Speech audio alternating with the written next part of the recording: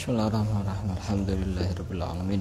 Wassalatu wassalamu ala sayyidina Muhammadin asyrafil mursalin wa ala alihi wa sahbihi ajma'in. Subhanaka la ilma lana illa ma 'allamtana innaka antal alimul hakim. Wa tub 'alaina innaka antat tawwabur rahim wa taqabbal minna innaka antas samiul alim. Qala rabbi shrah li sadri wa yassir li amri wahlul 'uqdatam min lisani yafqahu qawli. Innahu ta'alluma wa ta'lim wa ifadatu wal istifadah. وتمسك على كتاب الله وسنة رسوله والدعاء إلى الهدى والدلالة على الخير ابتغاء مرضاته وقربه وثوابه سبحانه وتعالى. قال المصنف رحمه الله تعالى ونفعنا به وبعلومه وأمدنا بأسراره وأنواره ونفحاته في الدين والدنيا والآخرة.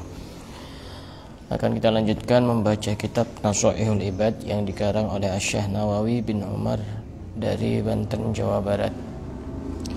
Pada pembahasan sebelumnya kita sudah membahas makalah yang ke-10, yaitu dari Imam Hasan Al-Basri. Sudah saya jelaskan kemarin bahwasanya Imam Hasan Al-Basri itu termasuk pembesarnya tabi'in dan juga termasuk murid daripada Sayyidina Ali bin Abi Thalib. Ada satu cerita yang menarik terkait dengan Imam Hasan Al-Basri. Imam Hasan Al-Basri ini termasuk orang yang sangat takut kepada Allah, hatinya itu lembut, gampang menangis kepada Allah. Pernah suatu hari ada seorang ibu yang mempunyai anak perempuan yang meninggal dunia. Anaknya ini masih belum begitu tua, masih muda, meninggal dunia, dan ibu ini kangen kepada anaknya. Kalau sudah mati tidak bisa, kangen itu gimana? Bisanya cuma ketemu di dalam mimpi. Akhirnya ibu ini datang ke rumahnya Imam Hasan Al-Basri, kemudian mengutarakan maksud dan tujuannya. Wahai Imam, ini anak saya ini sudah meninggal, tapi saya kangen, saya pengen ketemu. Terus dikasih amalan sama Imam Hasan Al-Basri. Nanti kamu sholat 4 rakaat, baca surat ini dan surat itu, begitu.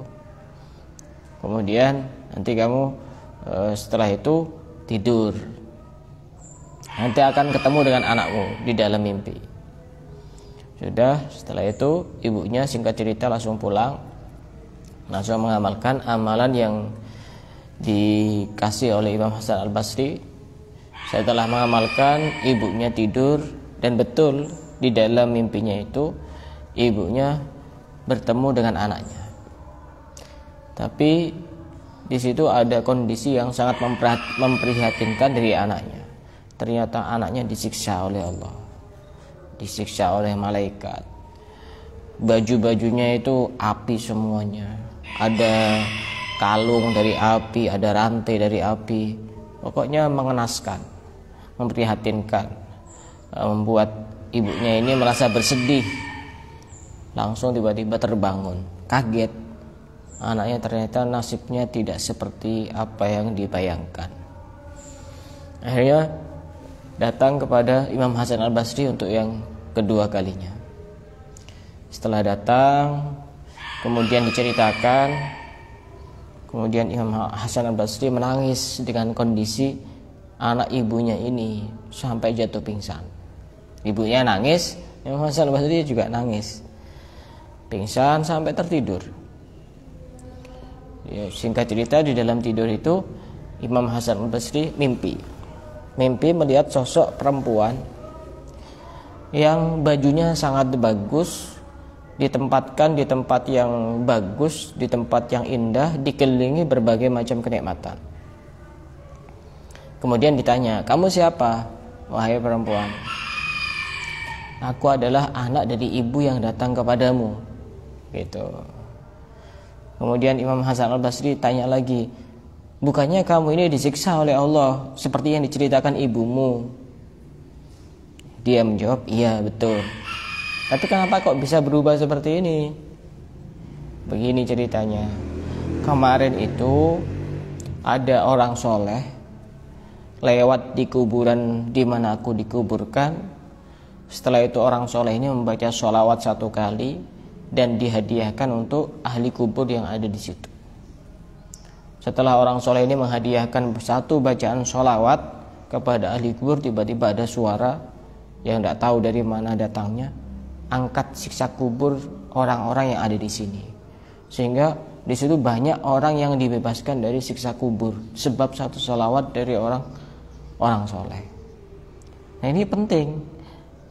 Orang baca sholawat itu penting, bisa menyelamatkan orang yang sudah meninggal dunia dari siksa kubur. Dari situ, dari cerita itu, ini bukan dalil Al-Quran atau bukan dari hadis ya. Mau percaya terserah, mau tidak percaya juga tidak masalah. Tapi saya percaya. Dari cerita itu ada kesimpulan yang sangat berharga, bahwasanya jika orang jalan saja bisa menyelamatkan orang dari siksa kubur ketika dia membaca sholawat, lalu bagaimana orang yang berdiam diri, duduk berlama-lama, bersila, kemudian melantunkan sholawat kepada Nabi dengan kekhusyuan hati, akan lebih dahsyat kekuatannya. Jika yang hidup saja bisa mengambil manfaat dari bacaan sholawat, jika yang mati saja bisa mengambil manfaat dari bacaan sholawat, apalagi yang hidup. Jika yang mendengar saja bisa mengambil manfaat dari bacaan sholawat, apalagi yang membaca. Itu luar biasa.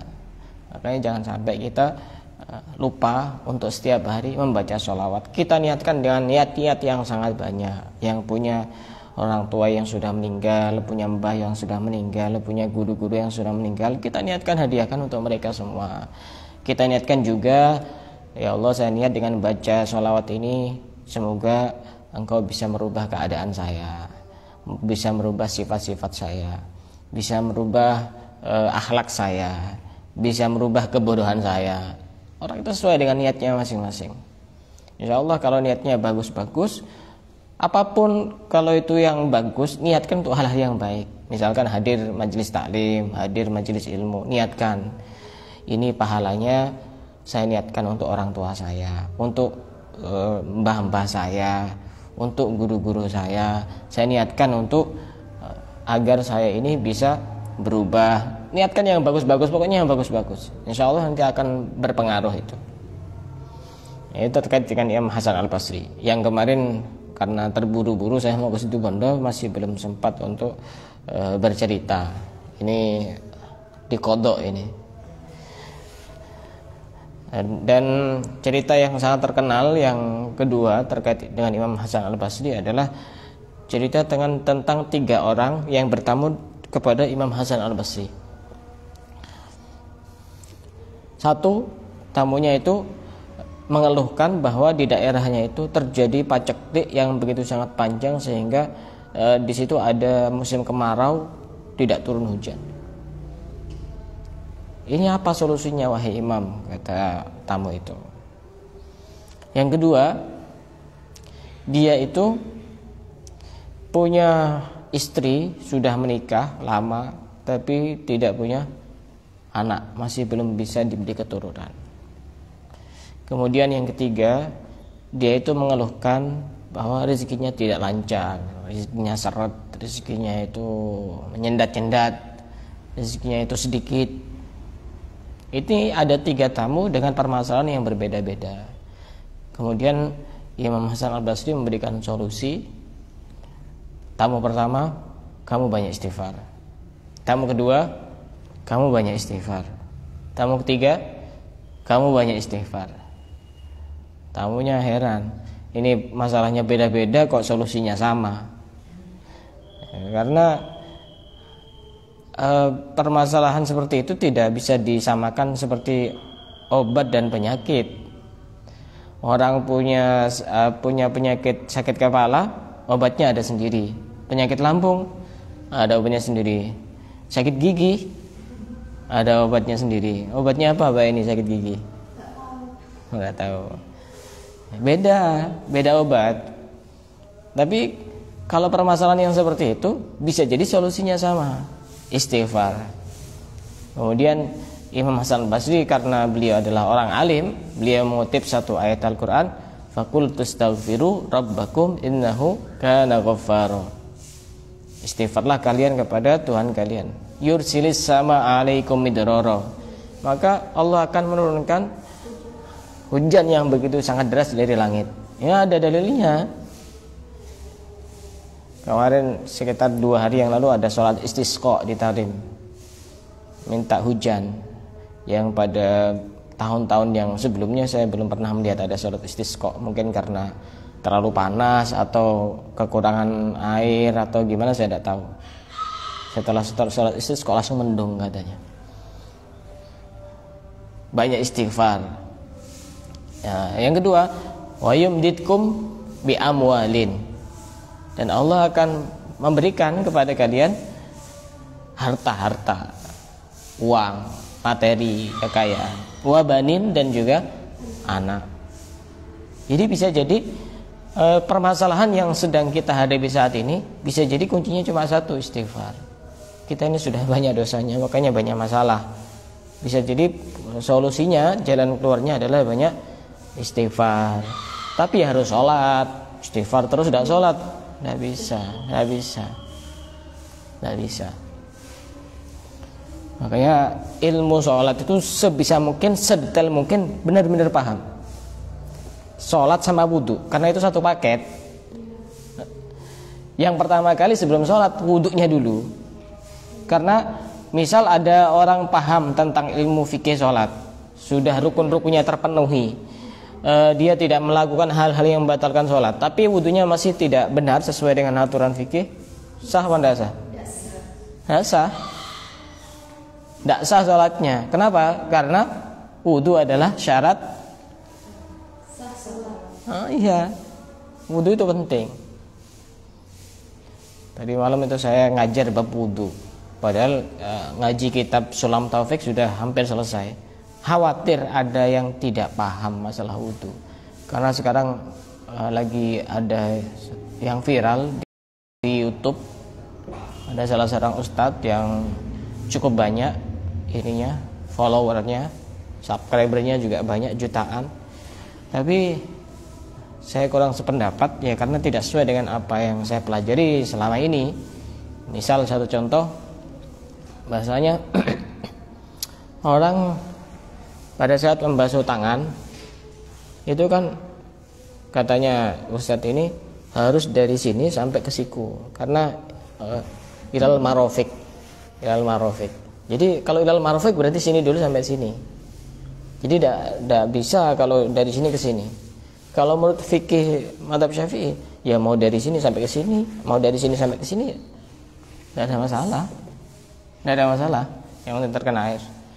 Kemudian yang kedua, itu dia mengatakan bahwasanya kalau wudhu ngusap rambut itu, kalau cuma seperti ini, itu tidak sah.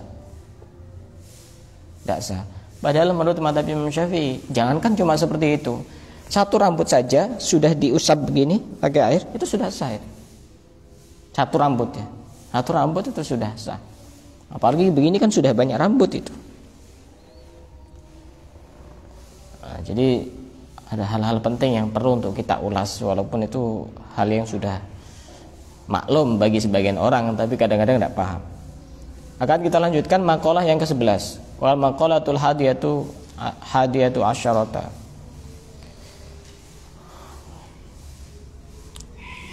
Ali Nabi sallallahu alaihi wasallam. Maqalah yang ke-11 ini dari Nabi sallallahu alaihi wasallam. Apa isinya? Ightanim khamsan qabla khamsin. Pergunakanlah kesempatan 5 hal sebelum datangnya 5 hal. Gunakan kesempatan ini, kesempatan 5 hal ini sebelum datangnya 5 kesempatan yang lain, 5 hal yang lain. Apa itu? Syababaka qabla haramika. Ini hadis yang tidak asing lagi bagi kita, dan juga ada yang dibuat lagu juga. Apa biasanya itu? Lagunya siapa biasanya itu ya? Saya lupa. Hah? Roma Irama. Ada lagi siapa namanya? Opik apa siapa gitu. Manfaatkan 5 kesempatan ini sebelum datang 5 yang lain. Pertama, muda sebelum tua. Muda itu masa yang berapi-api. Orang muda itu orang yang fisiknya sangat kuat. Orang paling kuat itu orang muda. Di situ ketika sudah kuat bisa melakukan banyak kebaikan, bisa melakukan amal-amal soleh. Tapi kata Imam Haddad di dalam kitabnya Sabilul Iddikar wal I'tibar bima yamurru bil insan wa yanqadi lahu minal a'mar. Beliau mengatakan walakinnahu sya'nun mukhtirun. Akan tetapi masa muda ini adalah masa yang mengkhawatirkan. Muda ini, orang muda kalau dia baik luar biasa, kalau dia buruk biasa di luar itu, bukan luar biasa. Masa yang mukhtir, yang mengkhawatirkan, masa yang menakutkan. Dan kata Imam Haddad, menurut pendapatnya Imam Haddad, wa aksaruhum al-mailu ila syahwatid dunyawiyah. Rata-rata orang-orang muda itu condong untuk menuruti syahwat-syahwat duniawi. Wal ithar liladzatil ajilah. Dia lebih memilih kelezatan-kelezatan yang sesaat. Kata Imam Haddad, masa muda itu. Wattakasulu anit taati wal khairat. Dia lebih suka bermalas-malasan melakukan ketaatan dan kebaikan, wal a'mal sholihat, dan amal-amal soleh. Benar ya? Benar. Muda itu seperti itu sudah. Malas-malesan enaknya. Kalau istilah orang sekarang kaum rebahan. Rebahannya kalau berilmu sih tidak masalah. Kalau udah berilmu, bangun tidur cari HP, mau makan cari HP, setelah makan cari HP, mau keluar cari HP, datang dari luar pegang HP, mau apa saja cari HP. Pengen yang ma'al mail ila al-syahwat ad-dunyawiyah, lebih condong kepada menuruti syahwat-syahwat duniawi. Akan tetapi kalau pemuda ini dia memiliki semangat yang membara untuk hal yang positif, maka dia akan menjadi orang mulia. Bahkan dalam hadis qudsi disebutkan bahwasanya Allah Subhanahu wa taala berfirman, ayyuhasyabut tariku syahwatahu min ajli anta indika ba'di malaikati. Wahai pemuda yang meninggalkan syahwatnya, tujuannya adalah murni semata-mata karena aku, kata Allah, bukan karena yang lain. Engkau seperti sebagian dari malaikat-malaikatku. Kalau ada pemuda yang lurus, malaikat itu sudah. Malaikat susah loh. Karena pemuda itu pengennya enak-enak, pengennya keluyuran, pengennya bebas. Itu pemuda itu. Pengennya tidak ada yang menekan. Itu pemuda seperti itu. Kalau ada pemuda yang lurus, wah, malaikat itu. Itu cocok dijadikan calon pendamping hidup Mbak Diana, seperti itu. Nah, itu benar-benar malaikat. Yang mengatakan malaikat bukan saya itu. Yang mengatakan malaikat itu Allah itu. Itu malaikat yang tidak punya sayap. Nah, karena malaikat itu memang punya sayap. Dan bahkan dipuji di dalam sebuah hadis sahih, ada 7 golongan, sab'atun yudhilluhumullahu fi dhillih yauma la dhilla illa dhilluh. Ada 7 golongan yang akan mendapatkan naungan Allah, di mana pada hari itu tidak ada naungan selain naungan Allah. Pada hari apa? Hari kiamat. Pertama, al-imamul adil, imam yang adil, dilindungi oleh Allah, dibela oleh Allah. Kedua, syabun nasya'a fi ibadatillah. Ada seorang pemuda yang tumbuh berkembang, dia itu rajin beribadah kepada Allah, rajin untuk melakukan hal-hal yang baik, rajin mencari ilmu. Itu akan dibela, dilindungi, akan diselamatkan oleh Allah. Pada hari itu tidak ada yang bisa menaungi orang tersebut kecuali naungan Allah. Karena memang godaannya berat loh. Pemuda itu godaannya berat. Kalau misalkan ada orang tua rajin ke masjid, rajin baca Quran, rajin hadir di pengajian, tidak ada yang istimewa sebenarnya. Biasa. Kenapa? Pertama sudah tua. Yang kedua, dia itu sudah tidak semangat lagi untuk kejar-kejar dunia. Ini sudah bau tanah, sudah mau mati. Tapi kalau masih muda itu bisa seperti itu, luar biasa. Cuma kadang-kadang dibisiki sama setan, kamu itu masih muda, masih banyak kesempatan. Ya tidak apa-apa, muda itu ya foya-foya, muda itu ya hura-hura, muda itu ya senang-senang. Nanti kalau sudah mau tua, sudah sekitar 60-an, baru taubat. Yang penting kan husnul khotimah, kan begitu. Susah seperti itu. Itu bisikan-bisikan setan. Sampai muncul prinsip bukan, kecil dimanja, muda foya-foya, tua kaya raya, mati masuk surga. Rumus dari mana itu? Masa ada? Nyaman sekali hidupnya itu. Kecil dimanja, muda foya-foya, tua kaya raya, mati masuk surga. Siapa yang tidak mau seperti itu? Itu nasya'a fi ibadatillah. Pemuda yang tumbuh berkembang, dia rajin beribadah kepada Allah. Yang ketiga, rajulun qalbuhu mu'allakun fil masajid, yaitu seseorang yang hatinya bergantung kepada masjid. Di rumah ingat masjid, di pasar ingat masjid. Tidak sama seperti orang sekarang. Di masjid ingat di luar. Masjid ingat di pasar, masjid ingat di rumah. Itu walaupun rajin ke masjid, hatinya tidak bergantung dengan masjid. Tidak masuk hadis ini. Raganya saja yang ke masjid, hatinya keluar kemana-mana, rekreasi. Karena memang ada orang yang dia itu kapan waktunya adzan, kapan waktunya sholat jamaah, itu hatinya bergantung kepada masjid. Orang tersebut akan mendapatkan naungan Allah, di mana tidak ada naungan selain naungan Allah. Yang keempat, rajulani tahabba fillah ijtama'a alaihi wa tafarraqa alaihi. Dua orang yang saling mencintai karena Allah, berkumpul karena Allah, berpisah juga karena Allah, bukan karena cinta yang apa? Yang semu. Misal begini, datang ke sini, niatkan saya datang untuk saling mencintai karena Allah, karena mencari ilmu itu adalah hal yang dicintai oleh Allah. Berpisah juga karena Allah. Cuma kadang-kadang sekarang sudah jadi hal yang tidak baik. Mencintai karena Allah itu baik apa enggak? Misal ada seorang laki-laki WA kepada seorang perempuan, aku mencintaimu karena Allah. Benar apa enggak? Sesuatu yang niatnya benar tapi dengan sesuatu yang melanggar, itu tetap tidak benar. Apalagi sampai dibuat lagu cintai aku karena Allah sambil joget-joget. Ya Allah.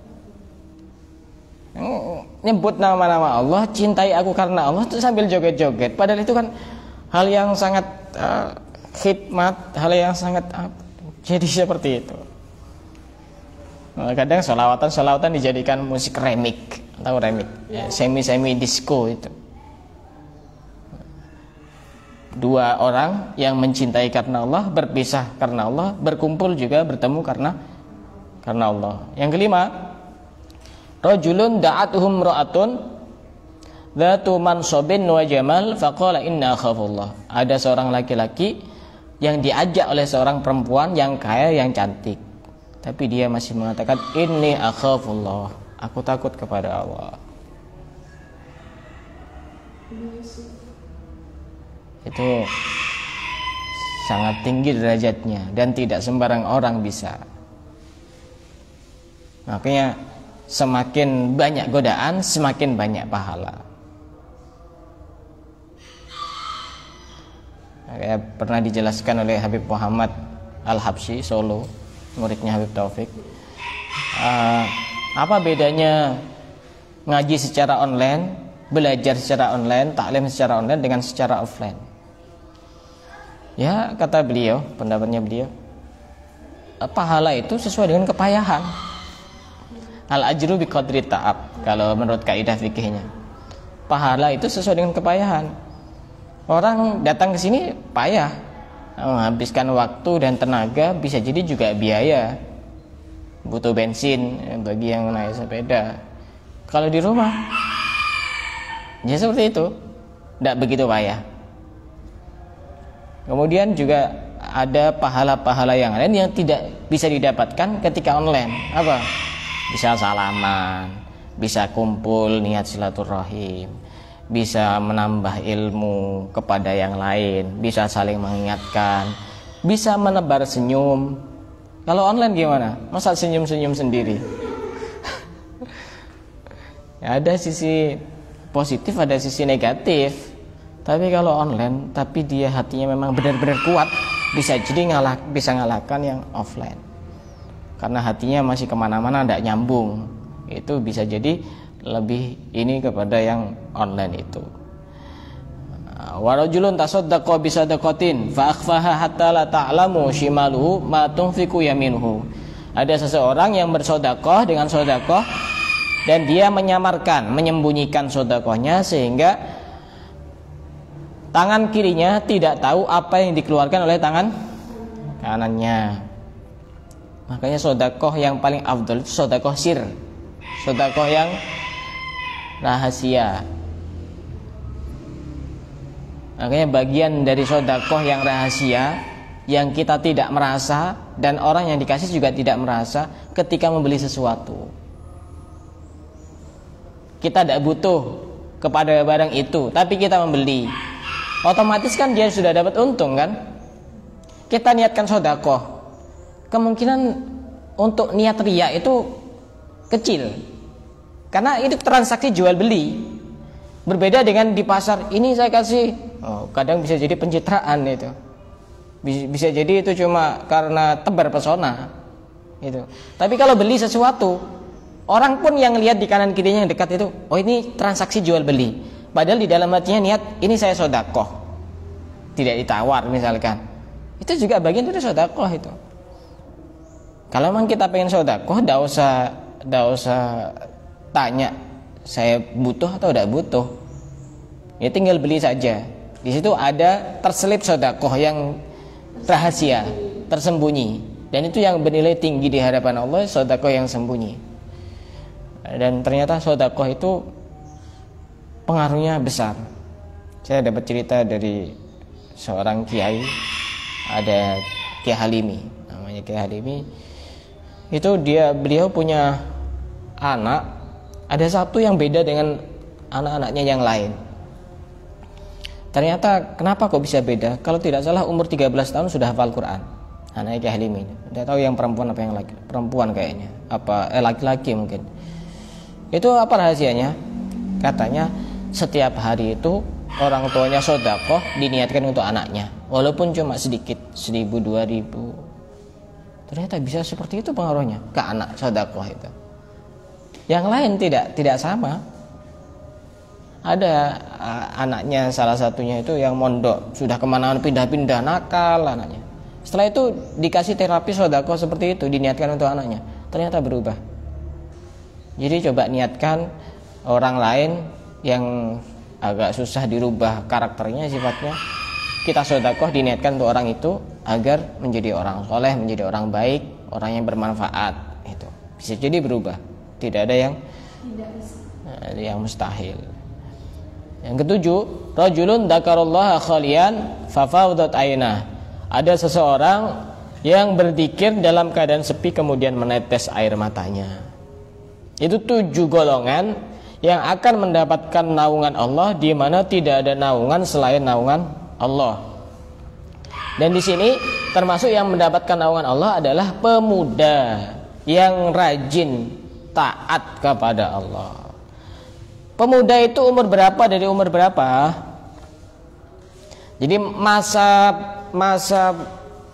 fase-fase manusia itu dibagi menjadi 5. Ada masa kecil. Dari kapan? Dari umur 1 tahun bayi. Ya dari bayi, dari lahir.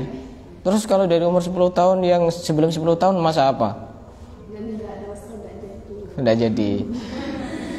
Dari lahir sampai 15 tahun.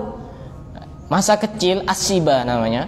Itu dari lahir sampai umur 15 tahun. Ini keterangan ada di kitab Sabilul Iddikar karya Imam Haddad.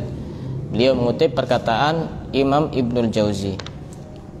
Kalau masa muda itu dari 15 tahun sampai 35 tahun. Kalau belum 35 tahun masih muda.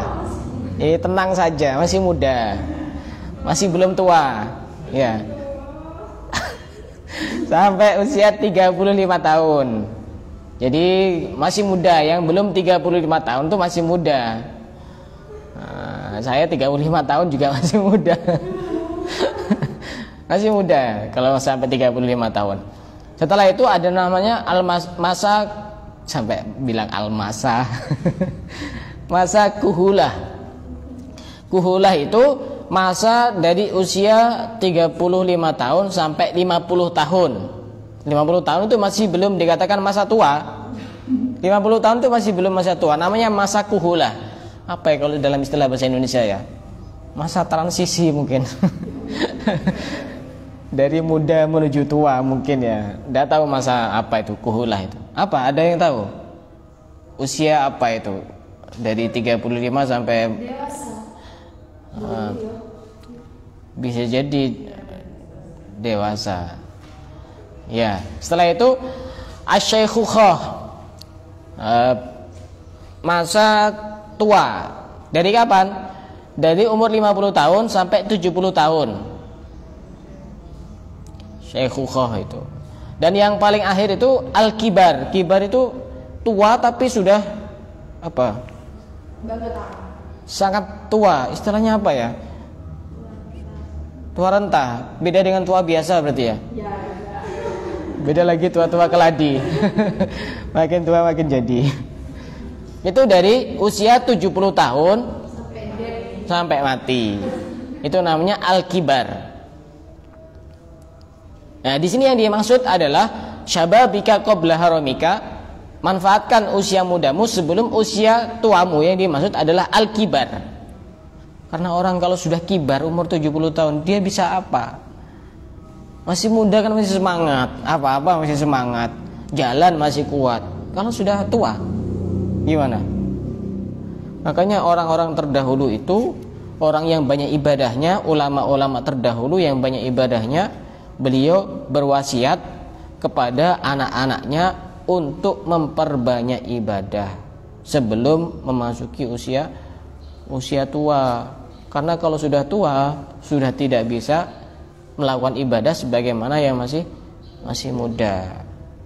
Orang tua itu sudah susah, untuk ibadah itu susah. Kadang berdiri saja itu susah. Makanya dulu itu ada seorang namanya Imam Al-Ma'mun, Ma'an bin Zaidah. Ma'an bin Zaidah ini pernah datang kepada Imam Al-Ma'mun. Imam Al-Ma'mun ini sudah tua. Ditanya oleh Imam Ma'an bin Zaidah ini, "Kaifa haluka ma'an nisa?" Bagaimana kabarmu dengan perempuan? Dijawab oleh Imam Al-Ma'mun ini, "Ammal qabbah falastu uriduhunna." Kalau perempuan jelek saya tidak mau. Wa ammal malah falasna yuridnani. Tapi kalau perempuan cantik mereka yang tidak mau sama saya. Ya karena sudah tua. Makanya kita manfaatkan. Nah, yang bisa ngomong seperti ini yang lebih tua, karena paham. Yang kedua, wasihata qabla saqamika. Manfaatkan sehatmu sebelum sakitmu. Orang sakit sudah, orang akan mengerti betapa mahalnya kesehatan kalau dia sudah sakit. Betul itu. Kasih pilek saja itu sudah kebingungan. Kasih sakit gigi saja kayak Mbak Eni itu sudah kebingungan itu. Kalau sudah sakit tidak bisa apa-apa. Makanya kita manfaatkan kesempatan sehat sebelum sakit. Wa ghinaka qabla fakrika, dan manfaatkan kayamu sebelum miskin. Orang sedekah itu tidak perlu nunggu kaya. Soalnya kadang-kadang ada orang yang tidak bakat jadi orang kaya, jadi tidak bakat dia melakukan sedekah. Masa sedekah nunggu kaya? Kayanya kapan? Kalau memang ditakdirkan tidak kaya gimana? Ya, makanya saya pernah dengar ceramah dari Habib Segaf Baharun. Dia mengatakan kalau kita berdoa itu berdoa minta kepada Allah agar dijadikan sebagai orang yang ahli sedekah. Jangan minta dijadikan jadi orang kaya. Karena orang kaya itu belum tentu rajin sedekah. Tapi kalau orang sedekah itu kemungkinan dia banyak uangnya. Itu loh. Berarti satu paket yang menyelam sambil minum air gitu. Manfaatkan kekayaan kita sebelum datang kefakiran. Wa hayataka qabla mautika, dan hidupmu sebelum matimu, karena orang mati itu sudah tidak bisa melakukan amal kecuali idza mata ibnu adama in qata amaluhu illa min salasin. Semua anak Adam, semua manusia akan terputus amalnya kecuali 3 hal. Apa itu? Sedaqatin jariyah, sedekah jariyah, nyumbang ke masjid, pembangunan masjid, selama masjid itu dipakai maka dia akan mendapatkan pahala. Au ilmin yuntafa'u bihi, ilmu yang bermanfaat, guru mengajarkan kepada muridnya, muridnya mengamalkan, atau muridnya mengajarkan kepada muridnya yang lain, maka gurunya walaupun sudah meninggal dia akan tetap mendapatkan pahala kebaikan walaupun sudah mati. Awaladin sholihin yad'ulahu, atau anak soleh yang mendoakan kedua orang tuanya. Sudah jelas di dalam hadis itu ciri anak soleh itu yang mendoakan. Kalau tidak mau mendoakan, kemungkinan dia bukan anak soleh. Waladin sholihin yad'ulahu. Katanya kelompok sebelah itu mengatakan, kita kirim bacaan doa, kirim bacaan zikir, kirim bacaan Al-Quran tidak akan sampai kepada mayit, karena mayit itu sudah terputus amalnya. Pakai dalil hadis ini, hadis sahih memang. Tapi itu gampang sekali jawabnya. Orang mati itu memang sudah terputus amalnya, tapi kalau orang yang hidup masih belum terputus. Paham? Yang ngirim kan orang mati apa orang hidup? Orang hidup kan? Bukan orang mati kan? Kalau orang hidup masih tetap tidak akan terputus. Ini kan kebalikan hadisnya. Dihadiahkan untuk orang yang sudah mati gitu. Wa faraghaka qabla syughrika, dan manfaatkan waktu kosongmu, waktu luangmu sebelum datang kesibukanmu. Kita masih belum sibuk, ya menyibukkan diri untuk hal-hal yang baik sebelum memang sibuk-sibuk untuk hal yang tidak baik.